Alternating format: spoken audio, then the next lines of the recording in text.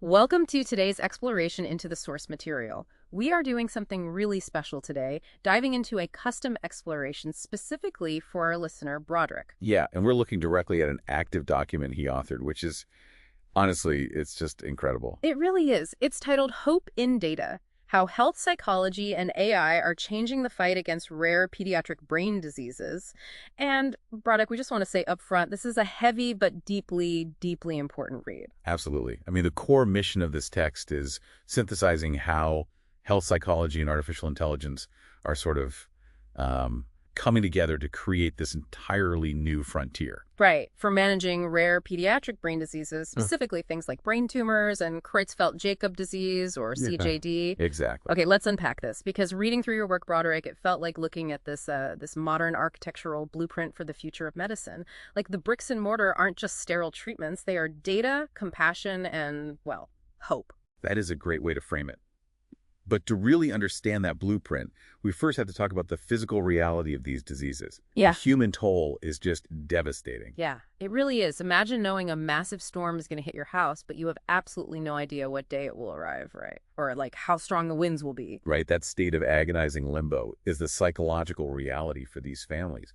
And with something like CJD, we aren't talking about standard, predictable illnesses. Because it moves so incredibly fast. Brutally fast. It's a fatal prion disease that causes rapid neurodegeneration.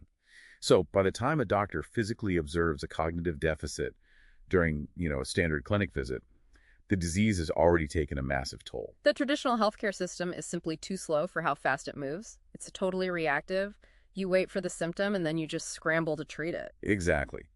But Broderick's text advocates for a massive shift toward predictive care, spotting the decline before it becomes clinically obvious. Which makes sense logically, but I have to play devil's advocate for a second. If you just tell a parent, hey, our system predicts your child is going to rapidly decline next week, doesn't that just skyrocket their anxiety? Well, what's fascinating here is how your research uses health psychology to answer that exact concern.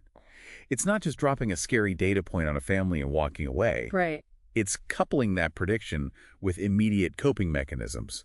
It's the difference between being hit by a hurricane by surprise versus having a 3-day warning. Like having an advanced weather warning system, it doesn't stop the storm from hitting, obviously. Well, it can't stop the storm. But it gives the family that crucial time to, board up the windows, prepare their emotional defenses, and just cope better when it finally arrives. Exactly. It shifts parents from helpless, anxious waiting to active empowerment. But predicting those incredibly nuanced cognitive declines requires processing massive amounts of data. Yeah, at speeds human observation alone just can't manage. Because humans have a cognitive limit. A parent or a doctor can't monitor a child 24/7 with perfect microscopic precision. Right, which naturally leads to the technological solution. We have to outsource that vigilance to something that never sleeps. Which brings us to AI and the Neuropeds Research Collective. Yes, and this is where AI moves from science fiction to science fact in healthcare. Neuropeds was born out of a desperate need to bridge the gaps in current care. Here's where it gets really interesting, because people often fear AI, right? They think of it as something cold, calculating, totally robotic. Oh, all the time. That's the default assumption. But in Broderick's text, AI is flipped completely on its head. It's used as this profound engine for empathy. Yes, because it's doing the mechanical work of data synthesis. The AI tracks subtle, fragmented data points that the human eye just glosses over. Like what? Like analyzing micro changes in speech patterns, tracking slight motor delays through digital interactions, or flagging complex symptom clusters in electronic health records. And processing all that data gives doctors and families the ultimate human gift, which is time. Exactly. If we connect this to the bigger picture, Neuropeds views this integration of AI and psychology not just as an experiment, but as the absolute future of pediatric brain health. Because when the AI analyzes those micro changes and flags an impending decline, it alerts the care team instantly. The doctors aren't wasting a 15-minute clinical visit trying to figure out what is happening. Right, they already know. So they can spend that time genuinely connecting with the family, explaining the next steps, and deploying those psychological supports. Which is amazing, but it also brings up a massive friction point in the work. It does. Because healthcare systems are incredibly slow, giant bureaucracies. And this raises an important question. How do we get these rapid AI insights into the hands of parents when hospital infrastructure takes years, sometimes decades, to update. Yeah, the technology is vastly outpacing the system, and parents facing a rare disease don't just want answers, they want to feel equipped. They need conditions of care and connection. Right. And they need it immediately. So what does this all mean, like practically speaking?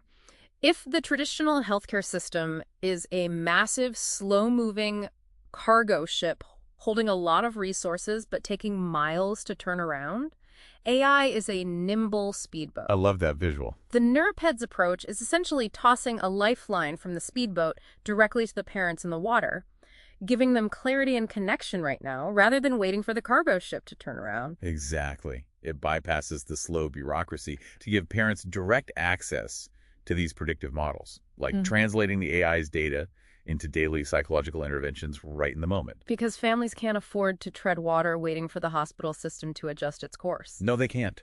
And yes, Broderick rightly acknowledges the hurdles, like the Right. psychological burden of false positives or the challenge of data privacy when you're tracking a child so closely. Right. But the alternative, leaving families entirely in the dark, is just far worse. You're essentially demanding that we fight these diseases with both uncompromising data and deep compassion.